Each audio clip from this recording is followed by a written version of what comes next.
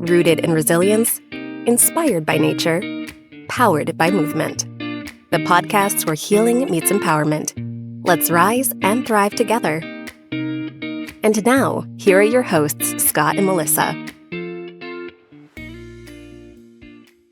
Hey, everybody. We just wanted to pop in and let you know about our Sedona Soul Retreat coming up in June of 2026, June 2nd through the 6th in Sedona, Arizona, where we're going to have it at. The Briar Patch. This Beautiful. It's just this amazing little nugget. Yeah. In Sedona, where you think the big red rocks, which you'll see those, of course, but then there's this little sanctuary of green. And one of my dear beings that just shared with me this morning that they will be attending, looked it up and was like, "Oh, that's my place." Yeah. They just like felt the connection, and it's very spiritual energy there, and we're excited for holding space for all of us to be in that frequency, that vibration. It's right on Oak Creek, and we were down there just a few weeks ago checking it out to ensure it was the right fit for our folks. And we are excited about this retreat. It's our second retreat, and we're on our way to selling out. So please check it out at Vital Edge Wellness Coaching Wellness Retreats. You'll see it at vitalwellnesscoaching.com, Wellness Retreats, and sign up. Bring a friend. There's plenty of room. If you'd like double occupancy, you can come down, and we have private cottages and a lodge setting. So that's it. It's exciting. Enjoy the podcast. Yeah, we'll see you there. Some kind of recipe. Hello. We're just having small talk. Don't mind us. Welcome to Vital Edge Wellness Coaching's podcast, Rise and Thrive. And I'm here with Melissa. I'm Scott Sadler. And we're very excited today to talk about New Year's. 2026 is either here or almost here. Depends on this episode drops and where you're seeing it. For us, it's not quite here. But we're going to talk about New Year's and how New Year's came to be. Maybe how you can leverage New Year's in a different way to be the best you can be in life. But first, let's get grounded with Melissa, as we put our feet on our grounding mat. Yes, we have one down here. It's kind of nice. All right. So wherever you're at, pause for a moment, eyes opened or closed. Please take a big sigh and let it out. Feel the shoulders drop. Feel yourself come a little bit more into your backside.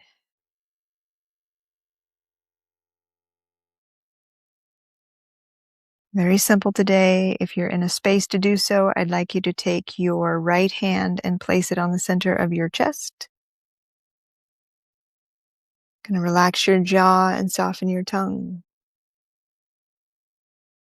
Simply become aware of the contact that your hand is making to your heart, to your chest. And feel the sensation of the breath, the inhale, your inhale and exhale against your hand.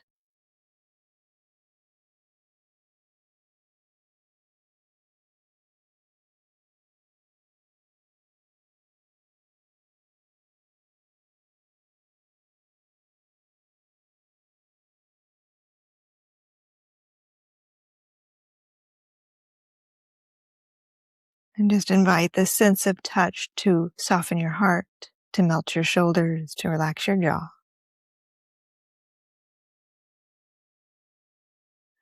And tap into the awareness that this hand to heart, this hand connection, physical touch, is where compassion begins.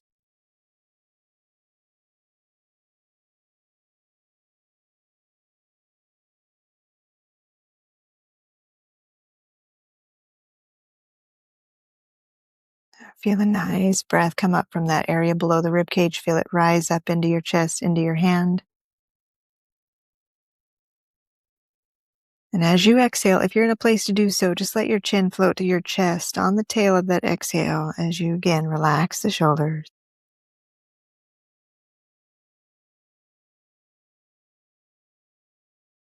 And then you're welcome to release the hand. And if your eyes were closed, they can open. Thank you. You're welcome. I hope that was beneficial. So many times that's for us more than anyone else, Yeah. because we're like everyone else, and like many others, we're running.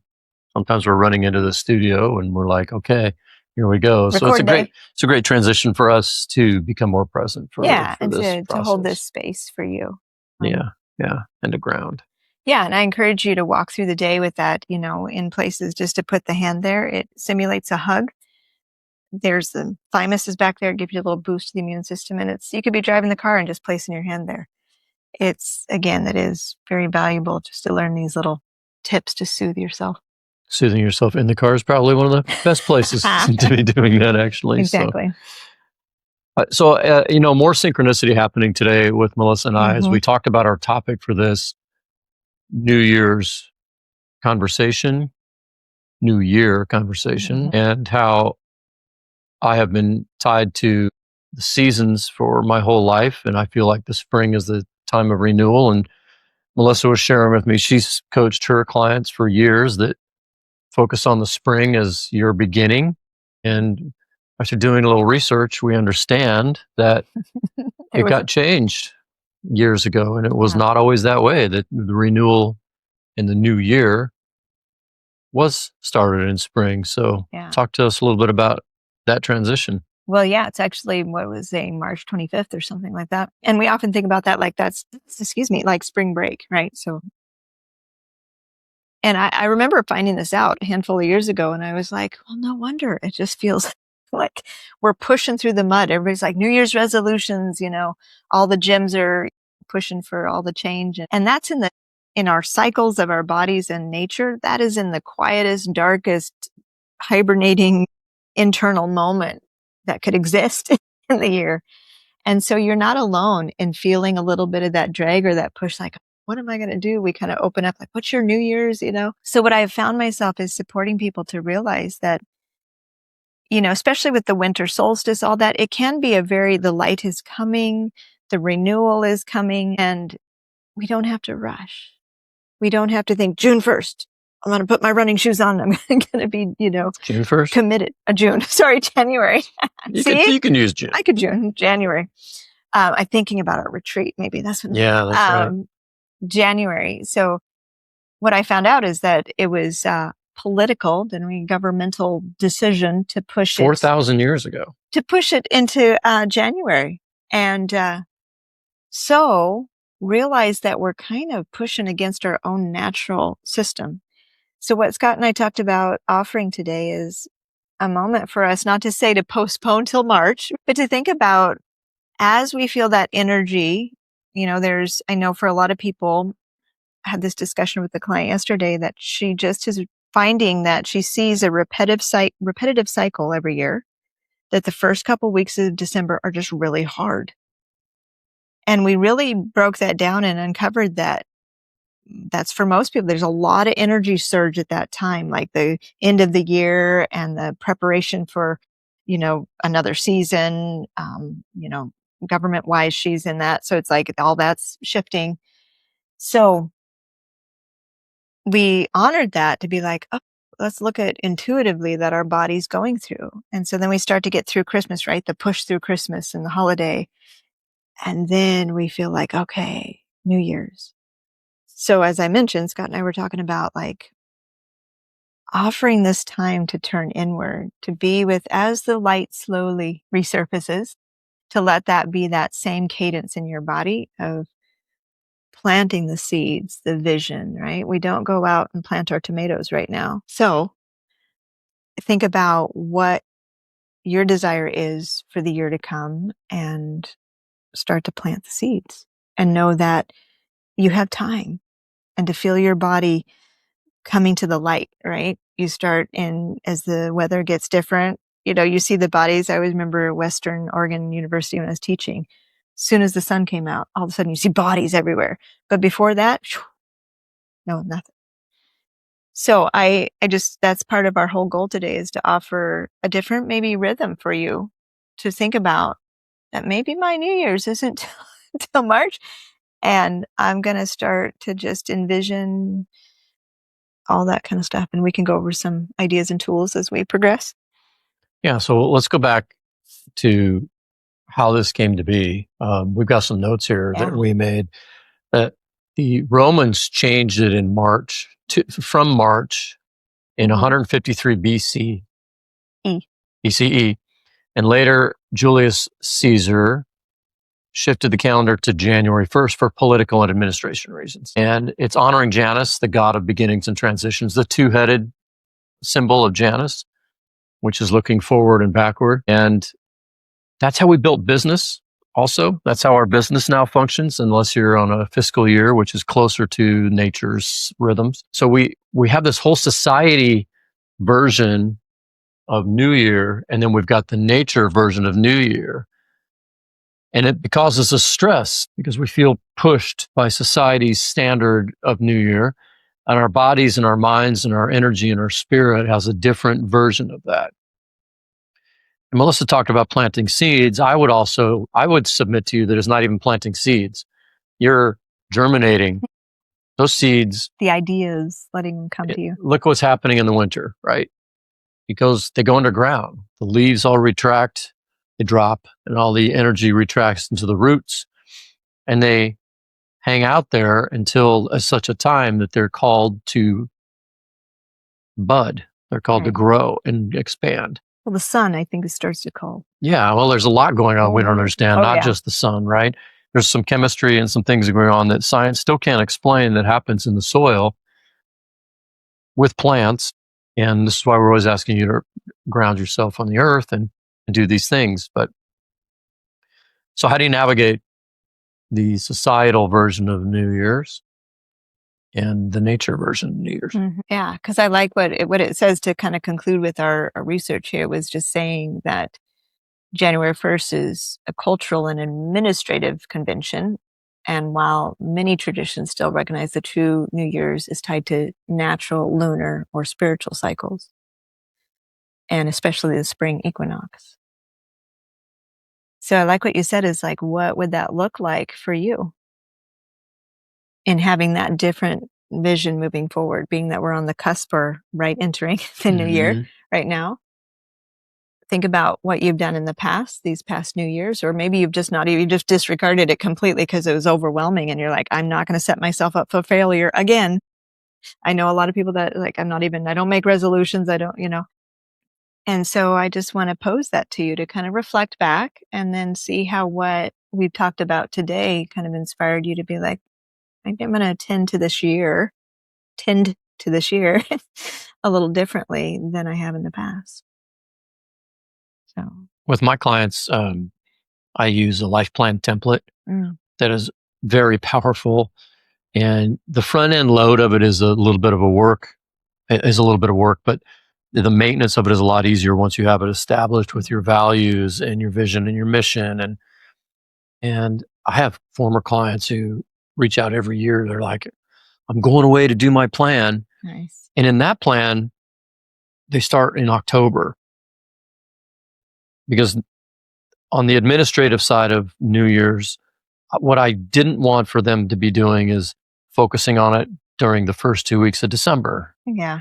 Or during any of the holidays. From Thanksgiving on, most of that shit goes out the window for people because they're focused on others. There's so much energy coming through with everything. If you start in October, you can hibernate it, you can germinate it, you can put it away. And in January, you can start looking at it for the action that comes in the spring. Yeah.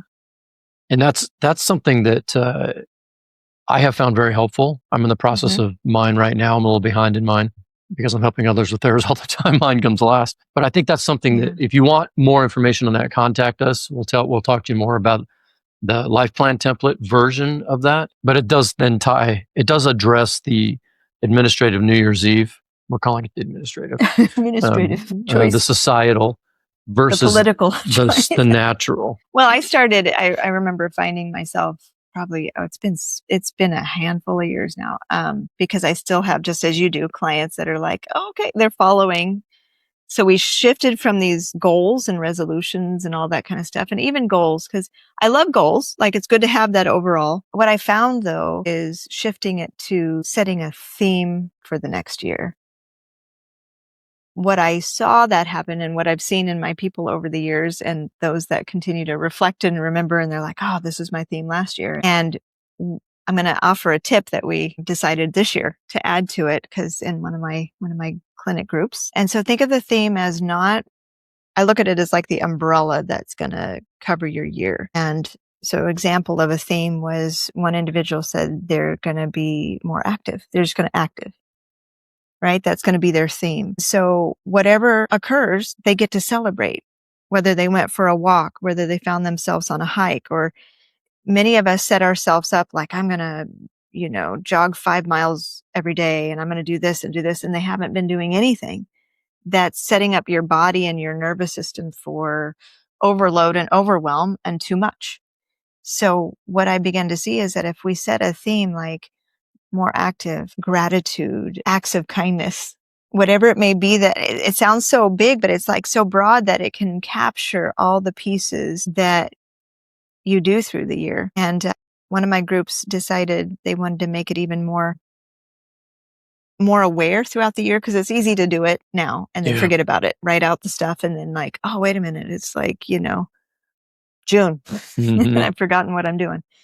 And so I started this a handful of years, and maybe you've seen the little post on Facebook here, a little quote where there's a jar, and throughout the year you put various things that happen in the year, just good things, and you put it in the jar. And I've been doing that for the last probably, again, another handful of years. And the kids and I would open and go through the jar on New Year's and see what happened the last year. So taking that same premise, one of my people in the group, they're like, that would be a great idea to do your theme. So whenever a component of your theme shows up, one of the gals in my group, her theme this year is adventure. I like that. That's her umbrella, is just adventure. And so what she's going to do is start a jar too. We're all doing this. We're all excited to do it. Whenever there's an adventure that happens, big or small, whatever it may be, putting it in the jar. So by year's end, whenever you choose that to have that moment, to go through that jar and be able to reflect on how that theme showed up in your life.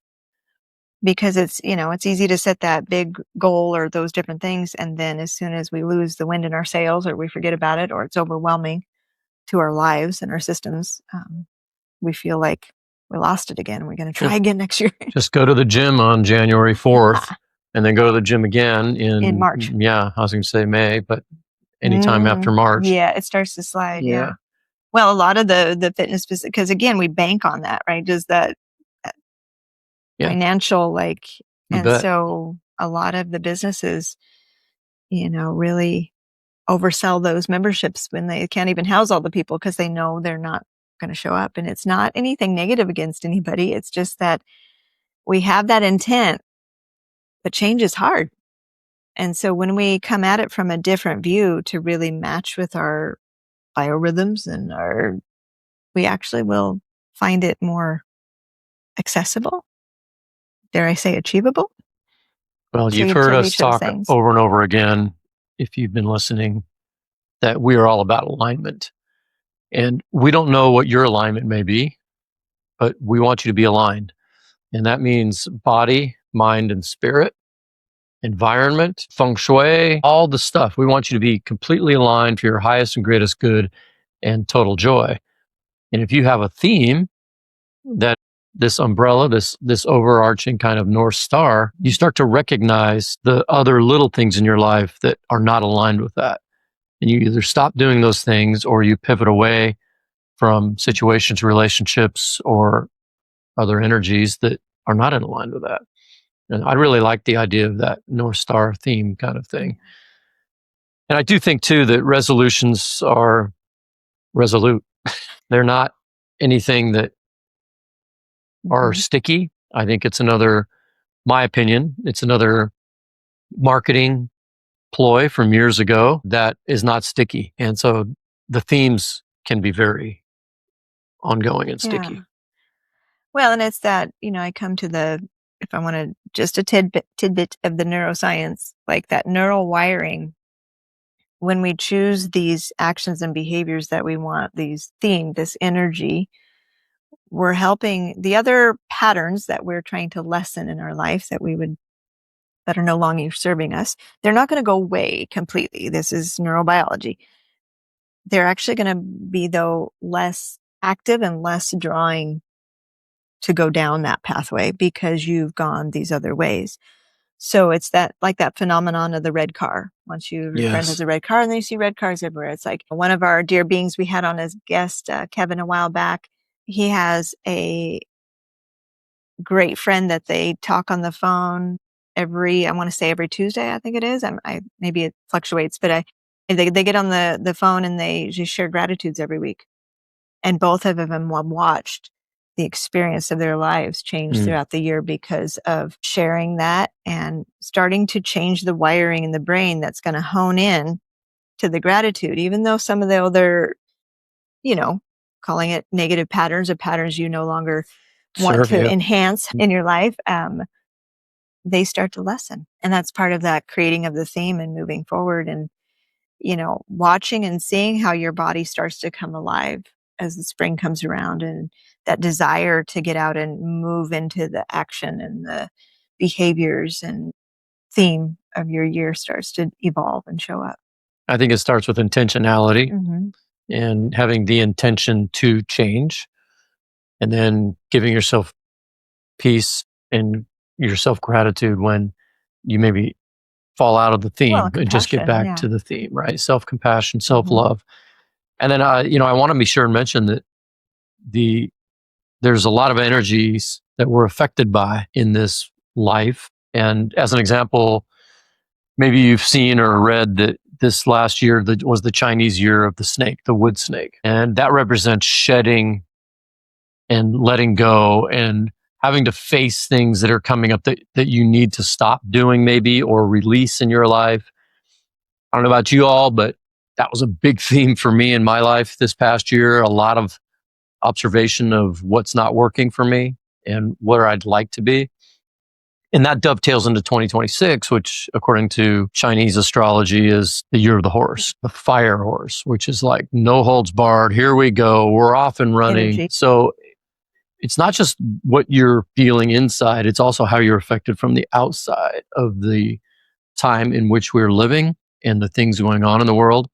And it doesn't take much to look around and go, oh, that's what's going on with that political unrest. Oh, I see what's happening with that thing over there now. It's not necessarily random. It is because we're feeling a certain way on the planet. And we have to also understand that to a certain degree too, because it affects how we feel about ourselves and why maybe we're not hitting the mark or we are really feeling in alignment at any given moment. So, and I've been studying that for many, many years. The Native Americans, lots of First Peoples have understood those rhythms of nature. And we are so distracted by screens and what we're being told by politicians and corporations and advertisers, because it's always about what we can buy, or how we can be influenced to think a certain way. So part of this is to step back, create your own intentionality, connect with nature, where's the flow, and then recognize when things come into your life from another source that are not in alignment with those things. And I'll get off my soapbox now, but I feel very passionate about that. Well, and I want to reiterate that when we talk about change and moving forward, it's not change because something's wrong with you or something's missing or you're broken. That is not the case. Think about as a human, there's always that desire to move forward. We're looking forward to the next year, think about when you were a little kid and you couldn't wait to grow up or you couldn't wait to get to summer. What was I thinking? I know. All of those there is a nudge in the body, just like the tree goes through the cycle, right? The moon every month, right? Our bodies are doing the same thing. So there's that gentle push to go forward. So that's what we're talking about as moving forward. And with that intention, it's not moving forward because you're broken and you need to fix yourself and you got to make all these changes. Well, and honestly, sometimes you will move backward, just like the planets retrograde, just like the trees lose their leaves, just like the tide goes out. We are affected by moving backward and forward. So it is that iterative process. It is not just, we're got to go forward or I'm failing. But we're led to believe in how we're raised. And when you go to school and you're not, if you're not moving forward, you're dying on the vine, that kind of thing. Sometimes we have to sit with stagnation and be okay with it and learn what it's teaching us so we can move forward more efficiently and what's in our highest and greatest good when the forward movement comes again. So I will say this is a good time to talk about our retreat, because these are the deep, meaningful conversations that we've had at our previous retreats, and we're looking forward to having in our upcoming retreat in June in Sedona. So if you've not checked out our wellness retreats, go to our website, vitaledgewellnesscoaching.com/retreats, and sign up. We're about 50% sold out right now here in December. And so we're on our way, but there's still some amazing spots left. So check it out and let us know what you think. We'd love to see you there. Any closing thoughts on New Year and new approaches? Well, I would just love if you want to, you're more than welcome to share your theme with us That'd be if that great. starts to come with you. And part of sharing is, again, it's like realizing we're not alone. We're all in this energy shift, and we're not like isolated to try to figure ourselves out. And so joining together with the flow of nature. So feel free to share your thoughts on this, your theme, or even just what maybe you didn't know that New Year's was actually in the spring, and it may be something new. We'd love to hear how you're thinking about it. That might answer some questions of how you're feeling at this time of year. Yeah. And to just nourish yourself in this time of winter and preparing for the spring. Rest. It's a time of rest. Slow down your brain. Allow your body to be. Give yourself the pause. Yes, power of the pause. And as you were saying, kind of that going backwards, retrograde, those kind of things, we often associate too going backwards as failing, as not. And in actuality, we know when, in all traditions, when you get quiet, when you prayer, meditation, when you give your brain a break from the constant chatter inside and outside, that's when a lot of the clarity and directions come. So invite the rest of you to the party. The brain doesn't get to be right. the center of the attention all the time. I like this quote I saw the other day, something about like learn from a tree. Yeah. Because you go and they're just still, they're not needing to prove anything. And they're shedding all the time. Yeah, and they're just hanging out, and it's quite a place to be. All right. Well, I would leave you with just enjoy the season that you're in. Don't be too future forward. Don't be too past focused. Enjoy the season that we're in, you're in, and know that you're supported. And we certainly are supporting you, and we'd love to hear more. Please share this episode, like it, and rate us on your favorite podcast platform. It helps us with our ratings, and we will look forward to seeing you in 2026. And I also wanted to say that we're going to walk our own talk. You're going to see episodes next year, 2026, of us outdoors. We originally had planned to do episodes in different locations. It might just be around our local community. It might be some other state. We don't know, but we are committed to getting ourselves out of this studio and having nature time on the air. And we haven't made it work yet. So that's one of our goals. One of our themes of more nature. More nature. So you'll be seeing a little different look next year, and we appreciate you being here with us. And we'll see you next time on Rise and Thrive. And be sure to take care of each other, and don't forget to take care of yourself. We'll see you soon. Namaste. Thanks for tuning in to Rise and Thrive, a podcast by Vital Edge Wellness Coaching. If you found this episode meaningful, please rate, review, and share it with someone who might need it. For upcoming retreats and to join the Vital Edge Wellness community, head to vitaledgewellnesscoaching.com. Let's rise and thrive together.